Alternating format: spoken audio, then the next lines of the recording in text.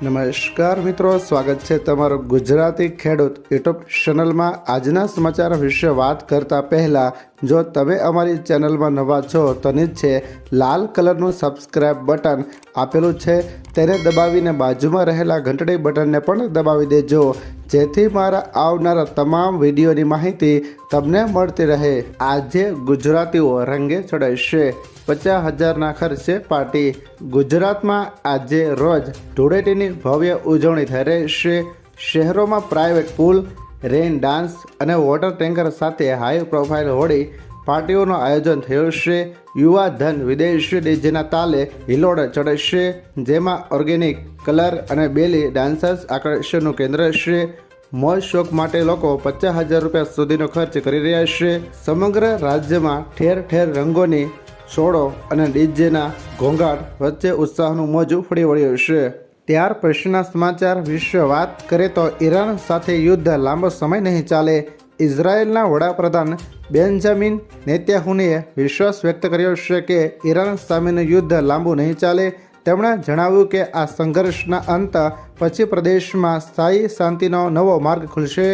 Abraham કરારનો ઉલ્લેખ કરતાં કહ્યું કે ઇઝરાયેલ અત્યાર સુધી 4 આરબ દેશો સાથે મૈત્રીપૂર્ણ સંબંધો બાંધી ચૂક્યું છે।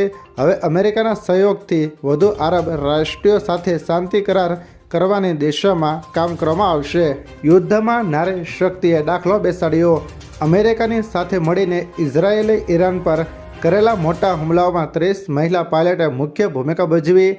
ઇઝરાયેલી સેનાએ આ સંબંધિત એક વિડીયો શેર કર્યો। આ હુમલાઓમાં સામેલ એક મહિલા મેજરે જણાવ્યું હતું કે તેઓ આ હવાઈ હુમલાઓની અસરકારકતા સુનિશ્ચિત કરવા માટે ઘણા દિવસોથી તાલીમ લઈ રહી હતી। દરમિયાન ઇઝરાયેલી હવાઈ હુમલામાં ઈરાનને ભારે નુકસાન થયું છે। ઈરાન તેના બદલો લેવાના હુમલાઓ શરૂ કર્યા છે।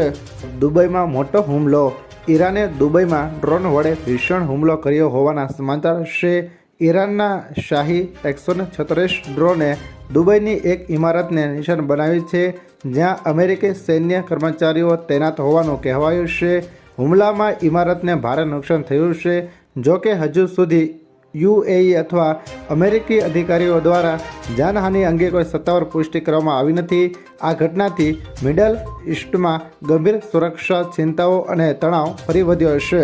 ત્યારબાદના અગત્યના સમાચાર વિશે વાત કરીએ તો ડુંગળીએ ખેડૂતોને રાતા પાણીએ રોડાવ્યા। ભાવનગર સહિત ગુજરાતના ડુંગળી પકાવતા ખેડૂતો હાલ ભારે આર્થિક સંકટમાં છે। બજારમાં ડુંગળીના ભાવ ઘટીને પ્રતિ મણ 75 થી 150 રૂપિયા થઈ ગયા, જેની સામે 1 વીઘાનો ઉત્પાદન ખર્ચ 35,000 રૂપિયા જેટલો આવે છે। ખેડૂતોને મજૂરીના દૈનિક 350 ચૂકવવામાં પણ ભારે પડી રહ્યા છે। ઓછી એક્સપોર્ટ ડ્યુટી અને ઓછા બજાર ભાવને કારણે ખેડૂતો પાયમાલ થઈ રહ્યા છે। જગતનો તાત હવે સરકાર સામે યોગ્ય MSP અને સરકારી ખરીદી શરૂ કરવાની માંગ કરી રહ્યો છે।